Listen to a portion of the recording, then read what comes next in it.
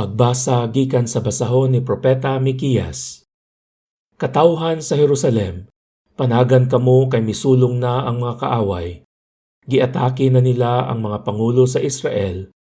Miingon ang Ginoo, apan ikaw o Bethlehem Ephrata, bisag ikaw ang labing gamay nga lungsod sa Huda, anha magikan kanimo ang usa ka hari sa Israel, kansang kagikan sukad pa gayud sa kakaraanan. Busa itugyan sa Ginoo ang iyang katawhan sa ilang mga kaaway, hangtod nga manganak na ang babayeng nagbati. Unya ang tanan niyang kadugo nga gipamihag, mamauli na sa ilang nasod. Inigabot niya, harian niya ang iyang katawhan sa gahom nga gikan sa Ginoo, ug sa kahalangdon nga gikan gayud sa Ginoong Dios. Magpuyo nga layo sa kadaot ang iyang katawhan, kay ang katawhan sa tibuok kalibutan muilaman sa iyang pagkagamhanan ug magdala siya kalinaw. Pagbasa gikan sa sulat ni San Pablo ngadto sa mga Hebreyo.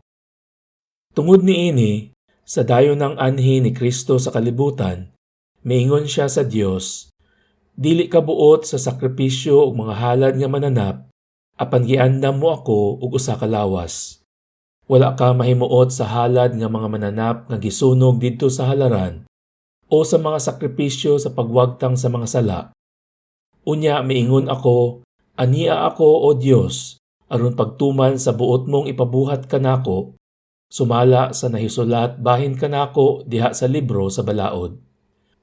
Una sa tanan miingon siya, dili ka buot ni mahimuot sa mga sakripisyo ug mga halad nga mananap, o sa mga halad nga mananap nga sunugon didto sa halaran ug sa mga sakripisyo sa pagwagtang sa mga sala.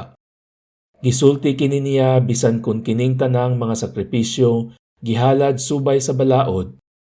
Unya miingon siya, ania ako o Dios aron pagtuman sa buot mong ipabuhat kanako. Busa gisalikway sa Dios ang tanang karaang mga sakripisyo ug giilisan kini sa sakripisyo ni Kristo. Tungod kay gituman ni Hesukristo ang buot ipabuhat sa Dios kaniya, nahinluan kitang tanan sa sala, pinaagi sa paghalad sa iyang kaugalingong lawas, sa makausa lamang ug alang sa tanan. Pagbasa gikan sa Ebanghelyo sumala ni San Lucas. Wala madugay, nangandam si Maria og midali pag-adto sa kabungturan, ngadto sa usa ka lungsod sa Judea.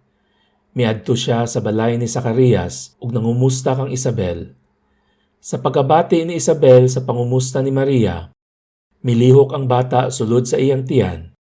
Unya napuno sa Espiritu Santo si Isabel ug misulti sa makusog. Bulahan ka sa tanang mga babayi, bulahan ang bata nga imong ianak. Ngano kaha nga miduaw man kanako ang inahan sa akong Ginoo. Kay pagkadungog ko gayod sa imong pangumusta, miulpot sa kalipay ang bata nga akong gisabak. Bulahan ka nga mituo nga matuman gayod ang mensahe sa Ginoo kanimo.